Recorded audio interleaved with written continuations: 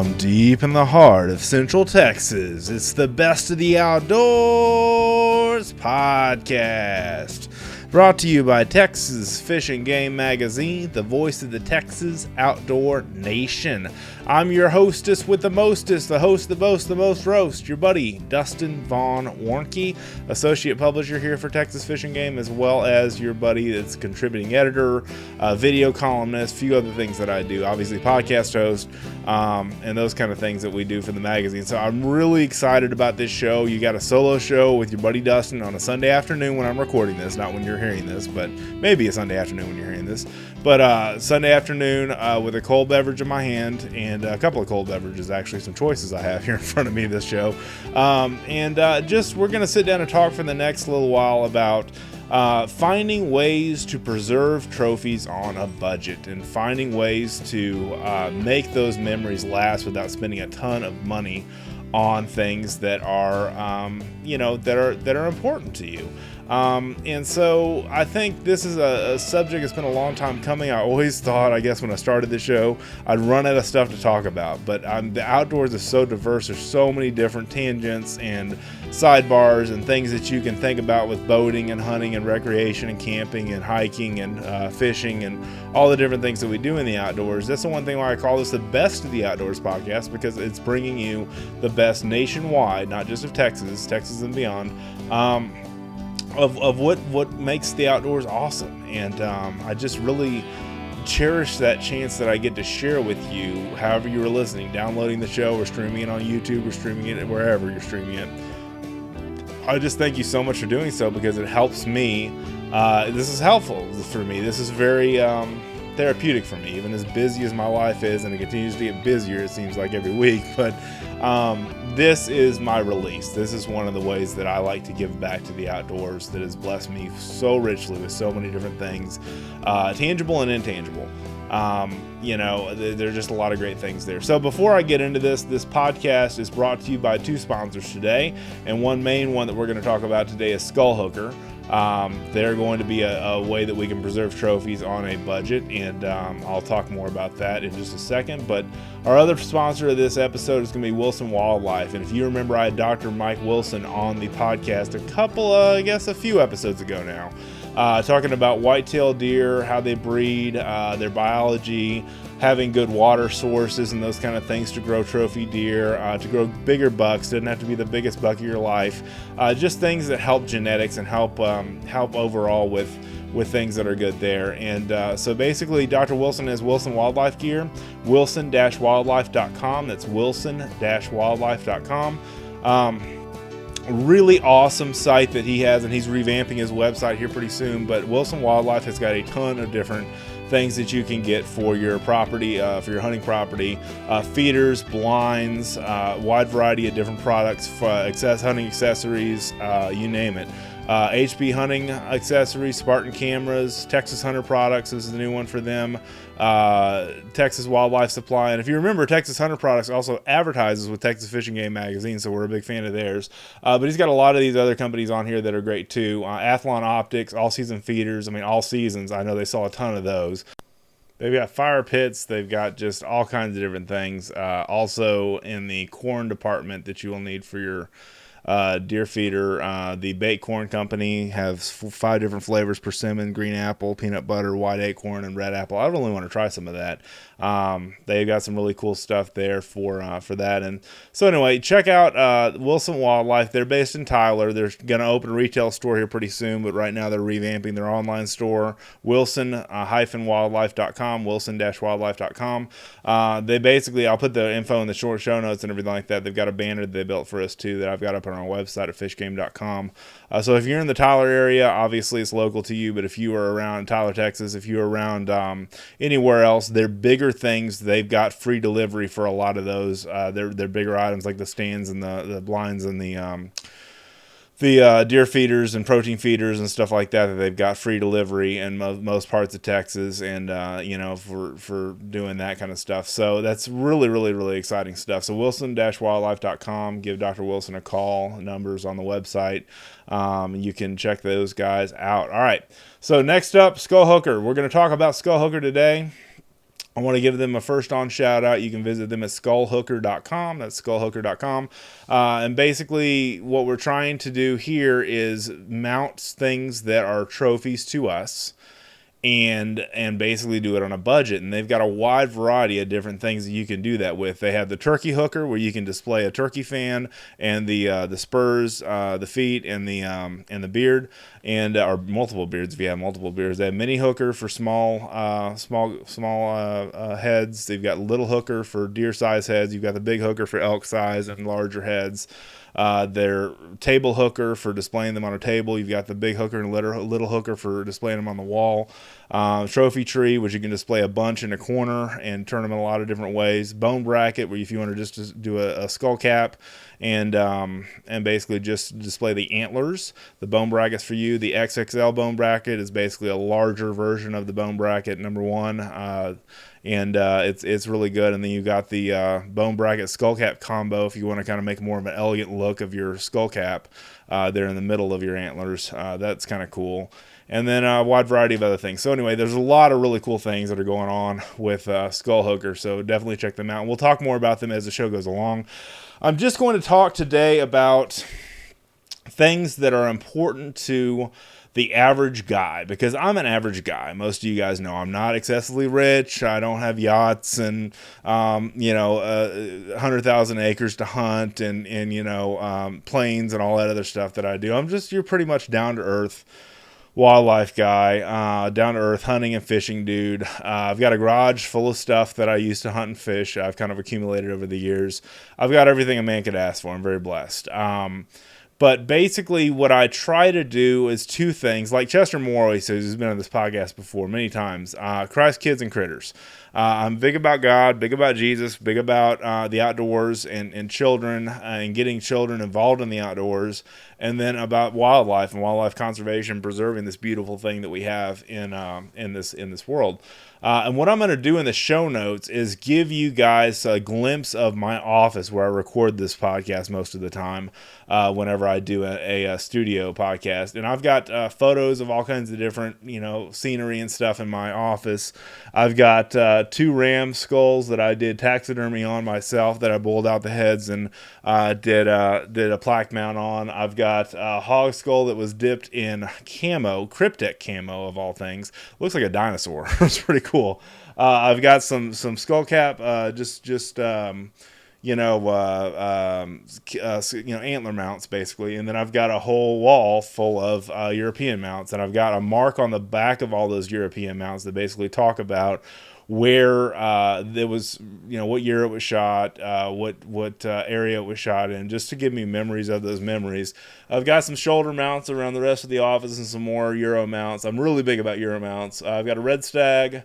Talked to you guys before about what I have around the office, but a red stag, Catalina goat, 2 rams, 2 white-tailed deer. And that's I've got about a 10 by 10 size office, and the walls are pretty full. So that's just kind of the way that it goes. But that all being said, the easiest way to preserve a trophy for yourself and for your kids, or preserve a memory of the outdoors, whatever the case may be, is to do it yourself. And Skull Hooker has lined up a good way to do that with a lot of their products. But a lot of guys will just go take a picture hanger, boil out a head, do a European mount, and boil out the head, skin the head, boil it out, and then take and put a picture hanger on the back of the skull. Or I guess frame hanger is the easiest way to explain what that is. It's basically just a little tab that you use to hang a picture on a nail or a screw, whatever the case may be, in the wall, and hang it up that way. And I've been doing it that way for a long time until I met Skull Hooker and some of the stuff that they do. And I got some Skull Hooker products sent over to Chester, who's doing a whole series on this subject about working man's trophy rooms. Okay, working man's man caves. Not the super elite that can all afford to go get a shoulder mount done and pay $500 on up for every whitetail they've ever shot to be shoulder mounted, or whatever the case may be. This isn't for them. This is more for people that are just honest, hardworking, salt of the earth people, which I know a lot of you guys listen to the podcast are that. Not the overly wealthy. down to earth people, younger people, whatever the case may be, that don't have a huge budget and don't want to spend a whole lot of money on preserving a trophy. And that's kind of what this show is about. So that all being said, I've basically will send you guys what I have collected over the years for my trophy room, for my man cave, my office. It's full of a lot of stuff right now. I've got a cool little boat thing that my mom gave me years and years ago that I've got gar heads on, all right? And then I've got a wall that I've got a big gar skin on.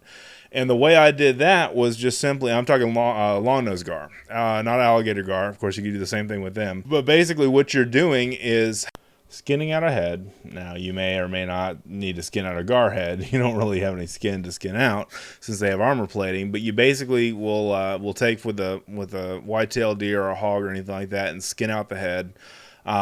Remove as much meat and everything that you can, and you do that on a gar skull as well, and then boil. You can boil with some detergent, a little like cap full of bleach, just some kind of cleaning elements, and basically there's a lot of different ways you can boil. There's no wrong or right way of doing it, but boiling a few heads at one time is a lot more economical. What I even do for gar heads is simply burying them in an ant pile if I have one handy, or just set them out in the sun and let them, after I've cleaned out as much as I can clean, basically let them kind of become one with nature, and go through and have the experience of kind of getting bleached in the sun.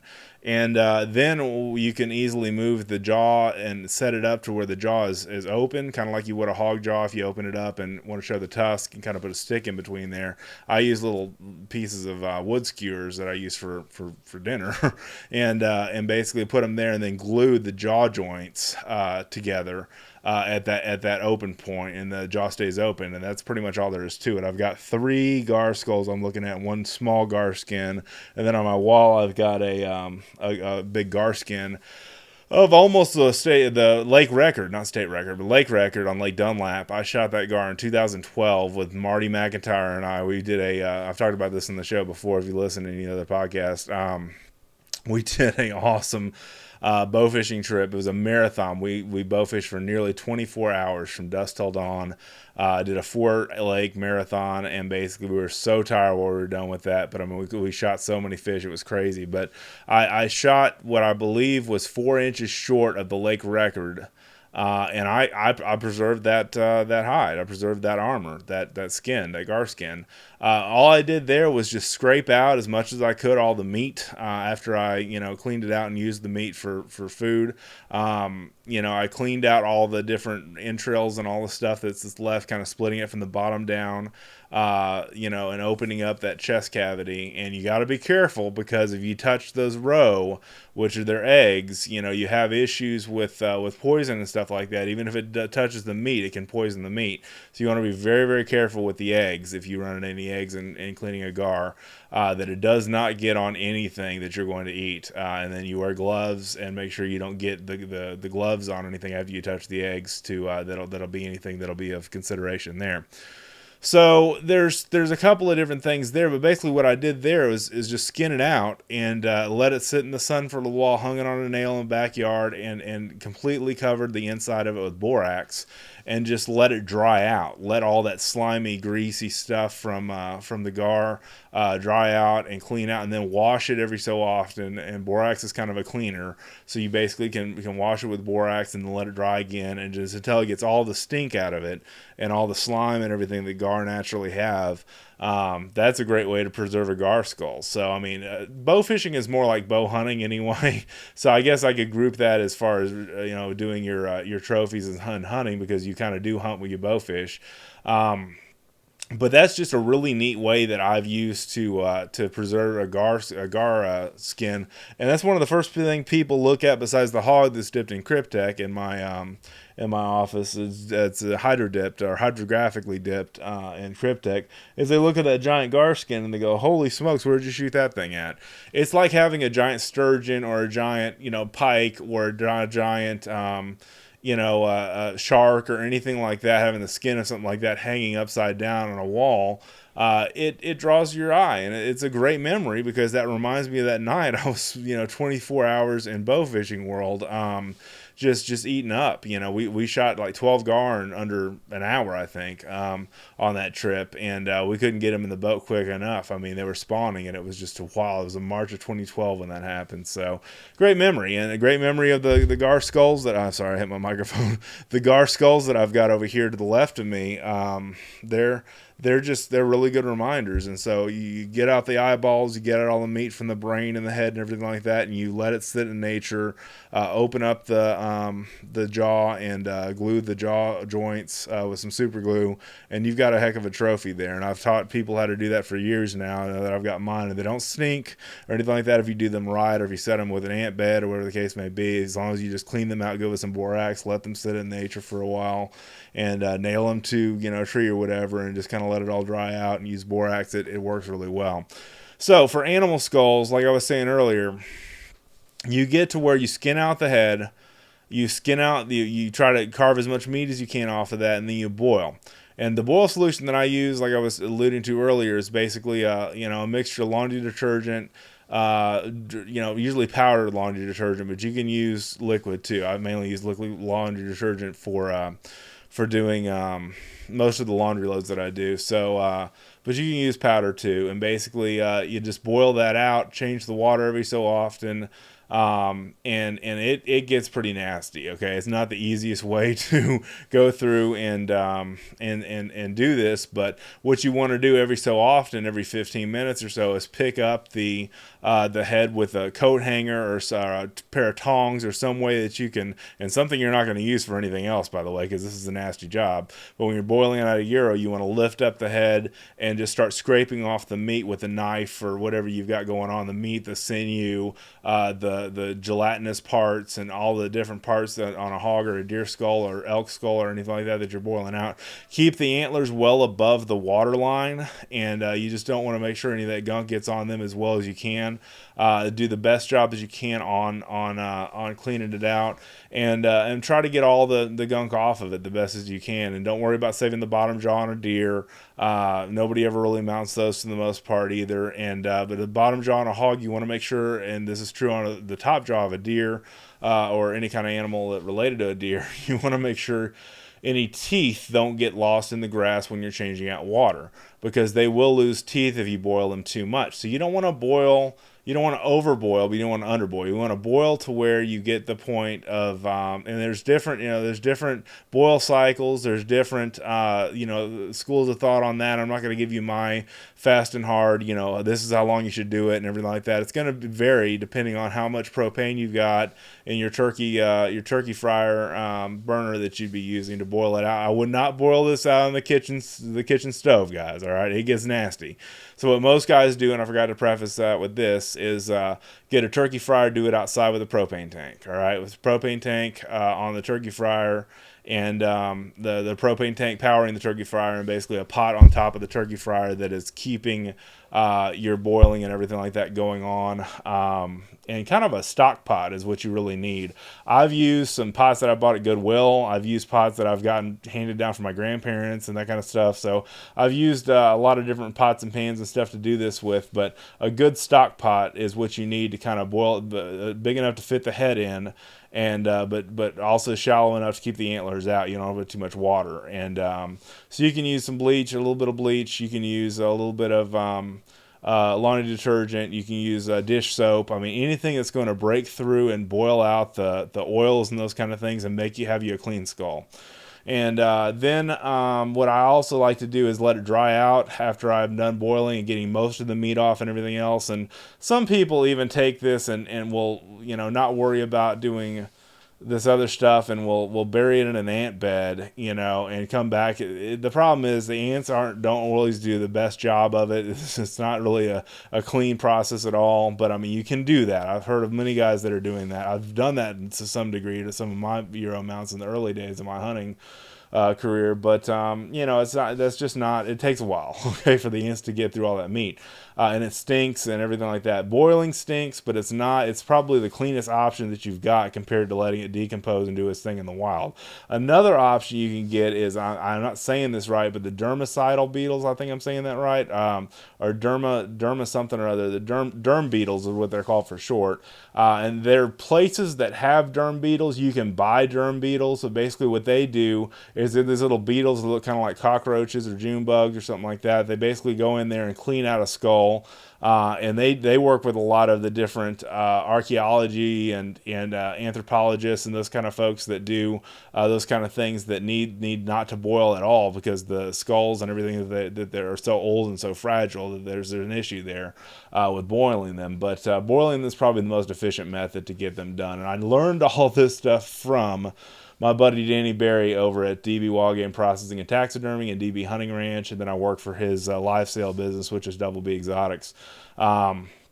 So basically, that's one thing that I've learned is he'll have a big old giant like cauldron that he will put, that he'll boil on a propane powered turkey fryer. And he'll boil out several heads at once, and then we'll pressure spray the heads to get all the meat and gelatinous stuff off and everything like that. And then we'll turn around and let those dry out. And then he has peroxide. I was getting to this part next. The peroxide that he boils them in. They don't boil. They just kind of, I guess they do kind of boil, but anyway, the peroxide eats away what's left, and the peroxide leaves them with the bleaching that everybody likes out of nice skulls as well. And I just got a hog skull. I'll put a picture in the show notes for Jackson. Jackson's hog skull. And I was gonna have Jackson on this podcast, but he passed out on me earlier. He went to take a nap. But anyway, he did an awesome job on this hog skull. It is as clean as a whistle, because what he did was spray, boil it, spray it out with a pressure washer, and then soak it in peroxide. And the level of peroxide that he gets, I don't know where he gets his peroxide from, but it's a higher concentrate than you normally get from Sally's Beauty Supply or a place like that. But either way, you're letting it sit overnight, and the peroxide goes through and eats away all the other stuff. Another way you can do this is something that most people that do European mounts know, is to take a mixture of Sally Beauty Supply sells the mixture of this, the bleach and the peroxide that you mix together and make a paste. Paint it on there, spray it off, okay? And paint it on there and let it set overnight and spray it off, okay? So again, don't quote me on any of this stuff, guys. I'm just giving you some ideas of things that I've done over the years that have preserved a lot of the different trophies that I've got in my room. Even the wall of shame in my garage. I've got this garage wall that has nothing but like these dinky deer that I've killed over the years, and we call it the wall of shame. That I've got in the garage of European mounts of undesirable spikes and other ones that did not make the cut to go into the office. But overall, it's something that I just really enjoy doing. I mean, the boiling and the cleaning out and that kind of stuff is kind of a dirty, messy process. It's something to do you can do in the off season. But as far as that goes, you can also turn around and get a shoulder mount done and have a taxidermist take your deer from the field to the table and processing wise, like you can at DB Wild Game Processing and Taxidermy. And then you can turn around and have them do a shoulder mount. What you'd be looking like for a European mount is in the $100 range, $100, $200 range. For a hog is around $200. For a basic deer, I think they charge around $150 to boil one out and get everything like that. And I don't even remember if that comes to a plaque or not. But that's what you can pay somebody to boil one out for, because of the time. It is a time investment. You may just think, oh, they're just boiling a head, they're just cleaning out a skull. It's not that big of a deal. It shouldn't cost over $100. Well, it's a nasty job, and it's a lot of work that goes in there to do all that. Okay, if you got a ram skull, if you got a hog skull, if you got a deer skull, whatever the case may be, they all require special attention. You got to slip the ram horns. You've got to watch the head on the deer, and watch the teeth. You've got to watch the bottom jaw on a hog, so on and so forth. You want to make sure that you're cognizant of that before you embark on a journey of boiling it out yourself. And you also want to make sure if you're paying somebody to do it, that they do a good job for you. And like I said, here in Central Texas, that's Danny's who I use, but there are a wide variety of different people that you can get to do Euro mounts for you. And I've seen some of them run as cheap as like $75. Okay, and if you think you can get a good deal for that, check references, look at their website, look at their work, look at their Facebook page, whatever the case may be. You can get that done, but I mean that's the main thing that you got to watch out for there. So, but you can always get a shoulder mount, all right, and those run about $525 for like a whitetail on up to whatever you want to spend, $950 or so for bigger game. Up to a steer, and I think a steer costs like $2,000 to mount or something like that if you want to shoot a Watusi or something like that, an African steer or an American steer. You can spend that kind of money. But what I wanted to focus on in this show is something like the skull hooker. What I'm interested in more than anything is how I can preserve things without breaking the bank. And what Skull Hooker has done is come out with a whole lot of different elegant looking mounting options for European mounts. And specifically that's what I want to talk about on this show, because I've got a lot of plaques around my office, but the thing is they take up more room, they take up more space, and space is something that the older I get and the more stuff that we all accumulate the older we get. They've come up with, and I think I'm going to get one of these soon, is a trophy tree. And a trophy tree basically allows you to angle all your different animals, all your different European mounts. You can set several of them on a tree, and basically set the skull hooker and mount with the skull hooker trophy tree mount, and you basically can angle them different ways, have them pointing different directions, having them changing the different directions that they're facing, and those kind of things. It is the opportunities are just endless on what you have. But what you have with the skull hooker and some of their other products is something that's like the I'm going to pull up here, the Realtree Edition little hooker. This stuff is great, and I'll give you a basic rundown of what this is. But basically, you've got different mounting options as far as high or low. If you want to mount, with a more present, good presentation, or you can lower or raise, which is really cool. You've got wall mounts, you've got pedestal mounts for tables, you've got the trophy tree option, which they came out with I think last year, and I mean this is just incredible stuff. So the skull hooker is a unique mounting system and a great way to get a professional and elegant display for your hard-earned trophy that you can be proud of. The skull hooker mounting system comes complete with all necessary hardware to securely display your trophy for a lifetime of full, rich memories. They also offer a 100% return policy available under any of the rare circumstances that you have that you may want to return the item. But guys, they've really done this well. And I'm really impressed with the elegance that they can show a skull, because before I really thought all I had was an option was a bulky plaque. And I've got one mount, and it's got a Texas star on it. So for the Lone Star State. They got these made in Mexico, and they were welded, and basically it has it's similar to the skull hooker in a lot of ways as far as the design of it, but it's designed for a European mount. But it basically is just a star that has a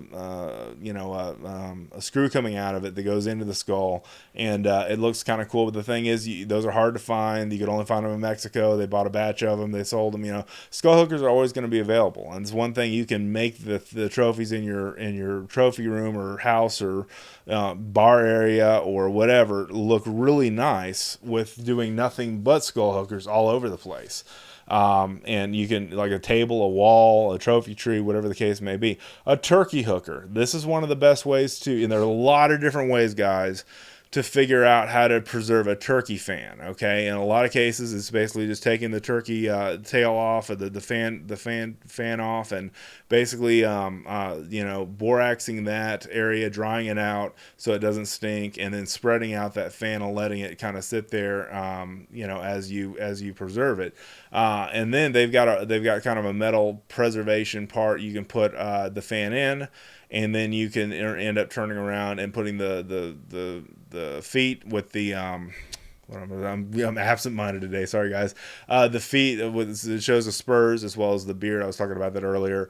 Elegant way to show your trophy, man. I mean, it's just great ideas. And I really, my hat goes off to Skullhooker and what they've done, because if you see their booth at SHOT Show, which I do every year, they really make the elegance and the professionalism of a European mount look great. It used to be that European mounts were only the poor man's way to show off a trophy. They didn't have the money to spend on a trophy shoulder mount, or what the case may be. It's not that case with Skullhooker, because a lot of their products, all of their products, showcase the best way with a nice, elegant brushed aluminum, brushed steel, whatever their products are made out of. I'm not an expert on these things, but with the metal that's kind of polished in aluminum or brushed metal, looks really nice. And the thing you can also do is turn.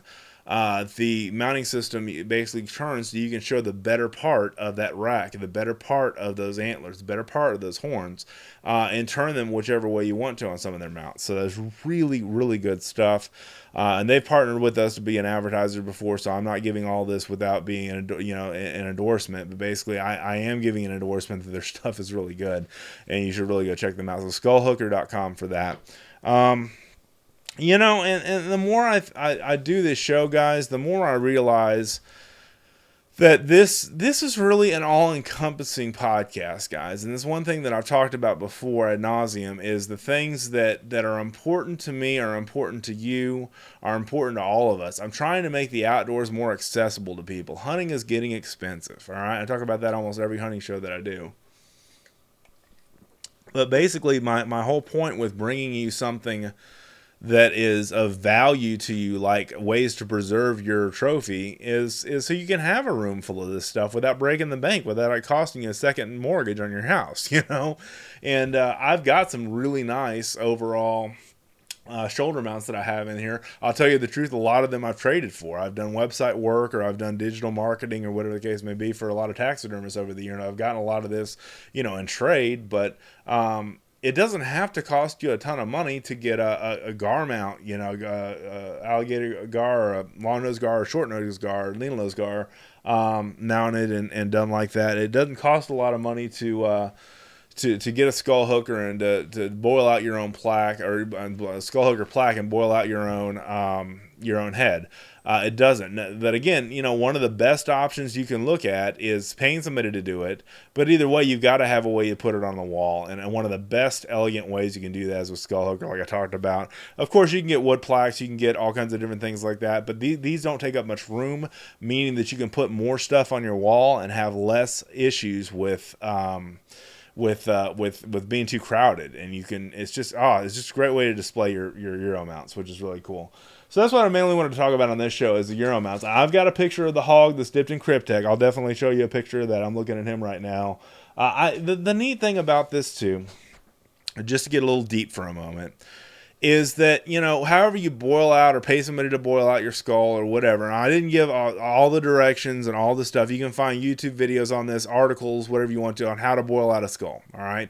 It's different for everybody, has their own different way to do it, all right? But I want to make sure you don't breathe in those vapors of the laundry detergent and stuff like that boiling. Again, it gets nasty real quick, so do it outside with the turkey fryer and with a big stock pot and a propane burner. But the thing that you want to watch out for is that, this is not just for you. This is for the future generation too. This is for, like I said, my son Jackson got his first hog Euro mounted, and or just Europeanized, I guess you want to call it, just boiled out. We've got a boiled out skull. I'm going to get a skull hooker, some kind of display his hog mount. And really make it look elegant and everything like that. But the thing about it all is that this is showing the next generation how cool it is to have a Euro mount. I mean, this is showing the next generation how cool it is to preserve something that you did yourself if you want to boil out your own skull. This is showing the future generation how all this works and how to break down the skull and what all the different working parts of the skull and the jaw muscles and the brain and all that other stuff, man. My son gets fascinated about that kind of stuff, and it's the kind of stuff that really makes my socks go up and down, because it's something that is of value to me, showing the next generation how stuff works. Okay, and there's all kinds of stuff you can do with that, but I mean, there's just so much you can do on a budget. And I've been on a budget my whole adult life, ever since I got out of college. And I was a broke college student at some point. You know, I've always been one that doesn't believe he should pay more than he has to. And I don't think you have to pay that much to get something. And so whether it's doing a trophy mount, you know, a Euro mount, or doing paying $525 to get a whitetail mount or whatever, it's the best whitetail you've ever had. And I've got my best whitetail archery but behind me, Mr. Big. I've talked about him a lot on this show. I've got him a shoulder mount. That was a special deer to me. But if you're looking to preserve a special deer that looks really cool and really elegant, you know, these are just some ideas to give you something that you can do on your own. Make a weekend project of it. Make it to be a cold one drinking project, or whatever the case may be. But I mean, you know, it's a great way to kind of hang around the boiling pot and tell some stories and BS a little bit, and just, you know, just have fun in the outdoors. It's just another way to connect, and it's another facet of what we do in the outdoors. I'm gonna take another drink here. Cheers. All right. The way that we do, you know, the things that we do in the outdoors, is about spending time with each other. It's about community. It's about the spirit of the outdoors, or as Ted Nugent calls it, the spirit of the wild. The spirit of the wild is running free, as I think the words of that song go. But I mean, the thing for me is that it's all encompassing of what we are in the outdoors. We are the dominant predator. We are the one that goes out and dominates nature, but it's also to feed our family. It's also to make a preservation of a memory. It's also to, and that's what this is really about. It's also to preserve something that you'll remember for the rest of your life, and something that will be of value to you for your lifetime and your children's lifetime. Like I said, above me, I've got two horn mounts, antler mounts that are just skullcap mounts. That are I've done my own custom fabric over the horns and that kind of thing, and put them on their own custom plaques. And basically they're both wood plaques, but you can use the bone bracket to preserve, you know, and they have a skull cap for these as well. If you just have a horn mount that you want to show on a skull hooker. So there's another skull hooker plug there. But basically these are memories of my grandparents. These are memories of my dad's dad and my mom's dad. And the time, I mean, you know, my dad's dad passed away in 2005, right when I started getting into hunting and fishing real heavy. And my mom's dad passed away. That grandfather passed away in '86, when I was probably, I guess, 7 years old back then. And, you know, I cherish those things that I have from them guys. That is just so much a part of their legacy and their heritage. And that's the thing with preserving things that are of value, of memories, of stories, of pictures, of all those different things that we can use to do that kind of stuff. And what Chester Moore is doing in his series is basically discovering some trophy rooms and stuff like that, and things that are of value like that. Because the thing that's most important about all of that is passing on that to future generations. It's passing that on to your kids and your kids' friends and the people that he hangs out with, you know, or she hangs out with, and just having that preservation of that memory for life. So whether it be a picture, whether it be a picture with a skull mount, whether it be a picture with a Euro mount, whether it be a picture with a skull cap mount, you know, whatever the case may be, you really have so much to pass on to the next generation in the outdoors, that it doesn't matter how many horns you have hanging on your wall, or how many antlers you have hanging in your office, or whatever the case may be. This is all encompassing. This is what it's all about. It is all about the greater good. It's all about preserving that memory for the future. And I know I've kind of gone off and ad-libbed and all this stuff, but I really, really mean that, you know, it's kind of cool to do it yourself, is what I'm trying to get to.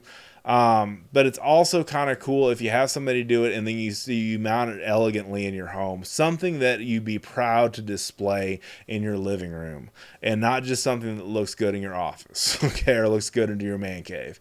And that's why I like Skullhooker stuff so much, is because they really, really make anything that you display very, very elegant and very professional and very sleek and very stylish, and all the other acronyms that go along with it. It's just really, really good stuff. So, there's just so much to talk about here, guys, but I don't want to keep you guys forever on this show. I've done a bunch of long shows lately, so I'm going to do a shorter show this podcast. But I mean, whether it is hunting an exotic and getting it in Thompson Temple's record book of exotics, I mean, that's awesome. I've been following Crossbow Nation on my Facebook feed lately. The engagement of those kind of guys that are showing pictures of their 8-year-old and their 10-year-old and their 9-year-old, having pictures of them with their first crossbow kill. Holy smokes, that's awesome. And also, are having their first hog, their first deer, their first whatever the case may be. I live for that kind of stuff. And we have a whole photo gallery that we do, photo of the day, photo of the week on Facebook, on our Facebook page. You can check that out at fishgame.com and submit your photo of the day. We try to knock those out pretty regularly as well. I'm going to start a photo contest here pretty soon with some of these flash drive readers, the SD card readers that I have that are mobile optimized, and then the green flashlights that I have as well. So we'll be doing some stuff with that. Now, if you've not already checked out our newsletters, we have three every week. We have a Tactical Tuesday, we have Wildlife Wednesday, Wilderness Wednesday it's now called, and the Thursday Texas State of the Outdoor Nation. Now, that all being said, we also have the Whitetail National. That comes out once every other week. All right, so every 2 weeks you get the Whitetail National every other week. So there's that. The Turkey National comes out in the spring. The Hog Wild one that we've looked at sending out for a while too. That's another one that's going to be coming out pretty soon. I mean, there's just a lovely, lovely amount of stuff that's coming on that's content from us. And our whole goal of the magazine and goal for everybody is to teach everyday people how they can go out and hunt and fish and have the best of the outdoors. That's what this podcast is. This podcast theme has been since I started it 4 years ago, was something that would be of value to everybody and accessible to everybody that listens. And that's my whole goal with this show and what I try to do and that kind of stuff. So just to review what we talked about today. Boil out your own head, pay somebody else to boil it out, use a skull hooker or some kind of other mounting plaque method.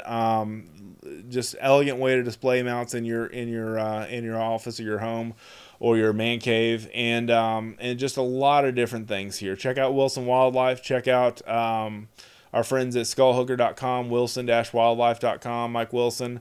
Just a lot of great things going on, guys, that are coming down the pike that we're doing here at the magazine. The October issue is out and has been out for a little while now. You'll be getting this probably in late October. So November issue should be out right after this episode airs.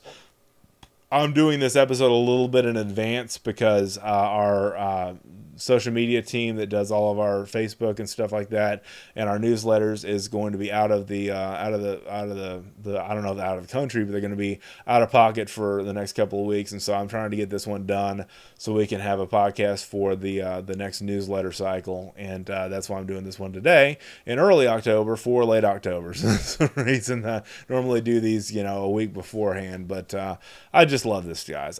This is so cathartic and healthy for me. This is so beneficial to my own expression of life that I want to give to you, that I want to impact you, so you will go and impact others to make a positive impact in the outdoors, for our wildlife, for our children, for your friends and family, for the immediate circle that you have to benefit.